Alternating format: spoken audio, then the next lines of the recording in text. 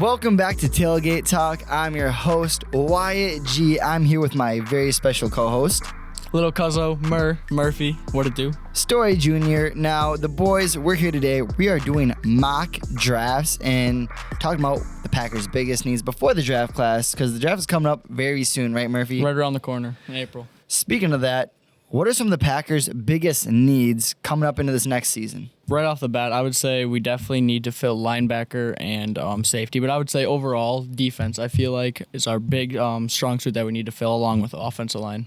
Right. When you look back at last season, we had such a deep offensive draft class. You had Jaden Reed, Dontavian Wicks. You had Malik Heath as well. Right. And then, of course, you got LVN the first round. That was mainly one of our big defensive players drafted early. So we had a plethora of guys last year. And it's damn near the same this year. Right. Last year we had 13 picks. This year we got 11. So what are you expecting the Packers to do first?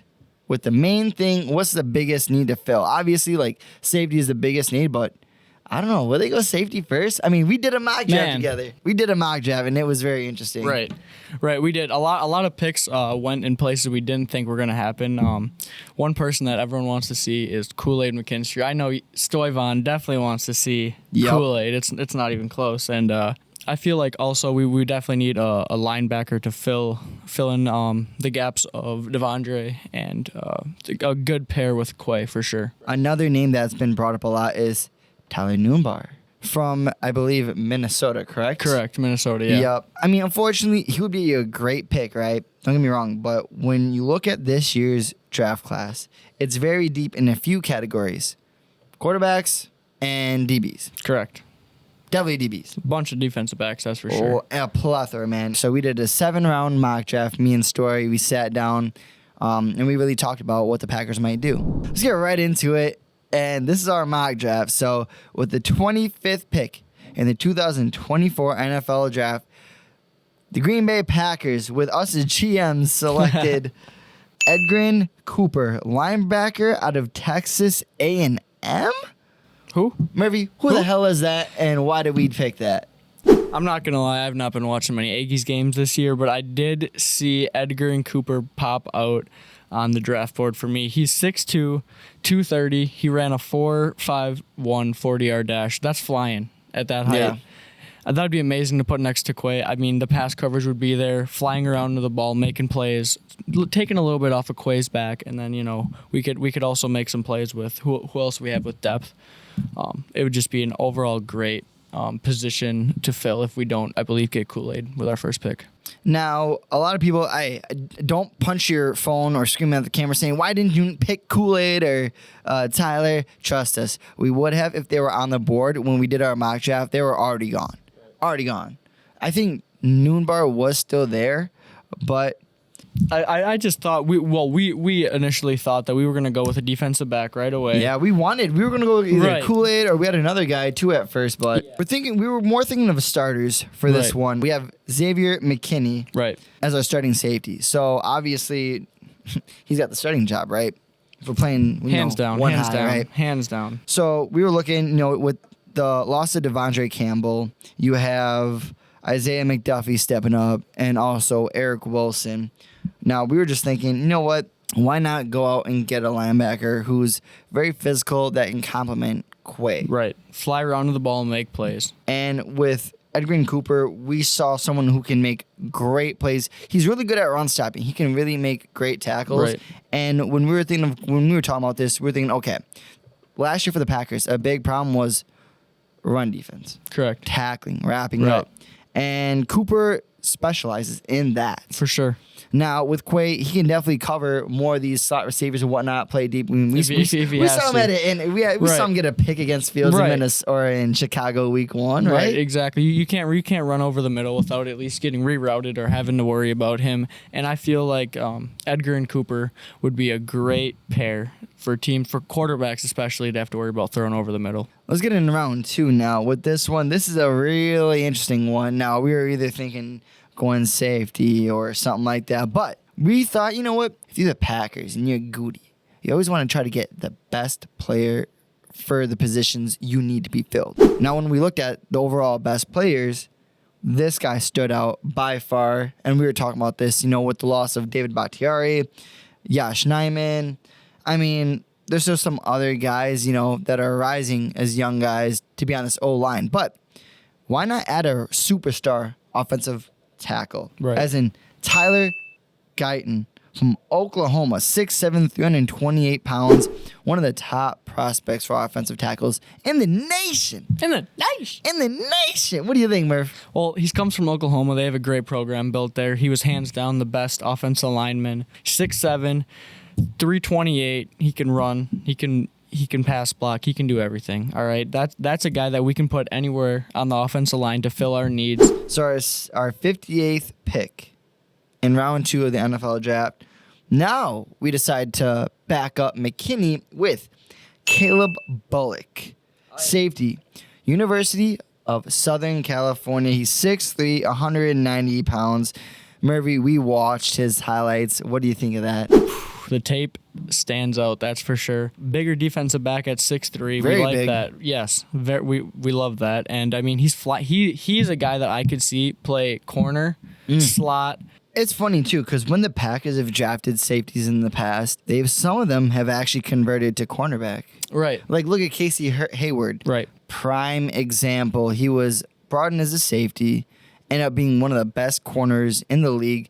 Gets a massive deal with San Diego and was an all-star corner down there. So when you look at these, yes, safety, cornerback, either way, DBs, they can be very versatile. They might be better in one thing than the other, but as long as they're open to trying different things, right, and being unique and doing what's best for the defense, that's what makes this new Packers defense very dangerous. If they can bring in someone like Caleb Bullock, who's got tremendous skills. He's a hard hitter. He's huge. He knows how to use his length. Come on now. He's a ball hawk. A very good comparison I see with him would be Javon Diggs in Dallas. They have the same breaking type, very aggressive. We didn't see much of him getting beat on the second move quite as much as Trayvon did, but I mean NFL offenses they like to switch things up, so maybe use the aggressiveness against him. That'd be the only bad thing, but overall, this guy right here, he's gonna if we get him, he's gonna play for the Packers for sure, 100%. In the third round, with the 88th pick in the NFL draft, the Green Bay Packers select Andrew Phillips, cornerback, Kentucky, 6 foot, 187 pounds. Now, with this one, we had a couple different guys we were looking at. Right. But when we watched Phillips' highlights, I mean, okay, we got Carrington Valentine from Kentucky last year. Correct. What's his mentality? Swag, dog, plain aggressive. That's what we love. Something about that Kentucky secondary is the same thing. We see it. We looked at Phillips, same thing. He can cover. He can play so well, and he's so underrated right now. I can't believe what we were looking at. Not very high on a lot of people's draft boards, but I mean, he's got the size, he's got the speed, and for sure, he's got that dog in him, just like Carrington. Now, a lot of people are saying, why the hell would we get a cornerback? Right. Why? Just why? We have Jair, we have Carrington, we have Keyshawn. Why are we going a little bit deeper at the corner position? I feel that it is a need to fill every year. It doesn't. This sounds terrible to say, but every single team deals with injuries, and for us, I feel like our defense always loses key guys. Not every year the same position, but we're preparing so that if that happens, we're okay to make a deep playoff run and still have volume to fill that position in. Well, it was funny because last year when we look at the cornerbacks, we had a loaded room. Right, we did. You had Rasul in there, but then you lose Rasul. What you happens lose next? Eric then with injuries, and now you got rookie Carrington Valentine who played great, but he's a rookie. Hold on. Is Ja playing at this time? Of course. Well, he was missing games with injury, then the suspension, so you lost Ja for. So a good we part lost of the our season. top 3 corners within the first. Man, you lost damn near everyone in that Within DB the first room. couple Except eight weeks Carrington. of the year. Carrington played basically the whole season and he Right. balled out. But that's a lot for a rookie. They have more depth, and that's why we brought in Caleb Bullock as a backup safety, and we brought in Andrew Phillips as another cornerback. Right. Which is needed to be successful at a high level late in the season to contribute to go to that extra game that we need. And we got a new defense coordinator. Load him up. Let's go. all the Packers fans, we know defense has been the excuse for all of us losing every playoff game. It is defense, defense, defense. Guess what? Now we're going all in on defense. Our offense is loaded. It's time to get this defense buffed up, and let's go win a Super Bowl. In the third round, we did get an offensive tackle, as in Blake Fisher, 6'6", 310 from Notre Dame. Murph, what do you think about that pick? I really do like this. It's going to help out our guys that we just picked up. Josh Jacobs are re-signing with AJ. It's going to help them out, get some holes going. More depth. Right, we want exactly. more depth. Box need it. gone, We Yash need is it. gone. You know, we never want this to happen, but there's always going to be injuries from week to week. Someone might not be able to play, and who's going to be that next man? And that is why we brought in Tyler Guyton and Blake Fisher. We did bring in another guy. This one might be a little bit controversial. So we did bring in a wide receiver, even though we have a plethora of them. Like, we love all of our receivers, but I think this one was too good not to pass up, Yeah. though. It's one of those that stands out. Maybe this might not happen in the NFL draft, but it was available for our pick, so we could not say no for sure. And we went with Brendan There it is. Rice. Jerry Rice's son. He's 6'3", 209 pounds, massive, deep threat. But why do we get a deep threat guy? it's because of our guy Christian Watson. It's a big topic in Green Bay. Will he stay healthy? How long can he stay healthy? Will he produce? What is he going to do with all the options, right? Going into year 3, big year. What comes after year 3? Contract Yeah. year, right? Yep. It's contract year coming up. So if he doesn't perform up to par, or let's say he does perform and wants to go somewhere else, then at least we have insurance on that. And I think that's a great, reliable pick if he falls as late as the 4th round in the draft. Yeah, we were watching his highlights, and the one thing he has is speed and separation. That's the first thing. I mean, it's incredible. His speed, the strength, he gets something. He knows exactly where to go. He understands his routes. He's a very smart player, and you can tell he's been studying for a long time about what he's supposed to do on the field as a receiver. For sure. And I mean, but he has that DNA. Yeah, he's got the DNA. Right. I mean, his dad's one of the best to ever do it. What do Right. you expect? So then next pick, with the 169th pick in the NFL draft, we went back to defense. We'll load him back up in that safety room. Now, this guy, he is a dog from Georgia, literally. We got Tyke Smith, 5'10", 205 pounds. Very, very, very versatile. For sure. Why did we get him, and why were we so excited about him? I'm not even gonna lie. The first thing that caught my eye was he's an ankle snatcher. He can make an open field tackle. That's what we love to see. Every team needs that. He also can cover too. I mean, it'd be a great depth piece. Rudy being gone, Jo leaving, going to the Bears. We need that third safety role. We could put him at the corner, nickel too. It don't matter. Our safeties were not making tackles with running backs or receivers. They were struggling to wrap hands around these guys and bring them down to the ground. But with Tyke Smith, that's the one thing we noticed with a lot of guys when we were drafting these linebackers and DBs. They can wrap up very well. They understand how to make a really clean, good tackle where the offensive player can't escape them, or allows enough time for someone else to come and completely shut down the play. And yes, there's a complete skill gap between the NFL and college for tackling for sure. These are just highlights highlights don't always tell the total tale, but the one thing that you did see is his instincts, and he was making reads, getting in front of the ball, knowing where the play is going before it happens, and that is one thing that won't matter. That will transpire over to the NFL. We brought in a complete dog from Penn State, as in Curtis Jacobs. He's 6'1", 238. Murphy, what do we notice about his mixtape? He is an explosive player. We love to see that. That fits the MO of what we're going for right here. Guys are making plays. He was a little bit undershined with Chop Johnson being on the team as well, but I would say he still did his job. Was a very good complementary piece to the linebacking core. Chop Johnson was also an edge guy, but he was making a lot more plays, a lot higher up on the board for sure. But I feel like he's the same type of guy, same explosive, similar body, a little bit bigger, but he is one of those guys that we just can't go wrong with. The only note I got about him is dog. So, I mean, if that's my only note about this guy is dog, I mean, come on now. We all watch the mixtape. Now, we are bringing it back to offense. Tyrone Tracy Jr., running back out of Purdue. He's 6'1", 210.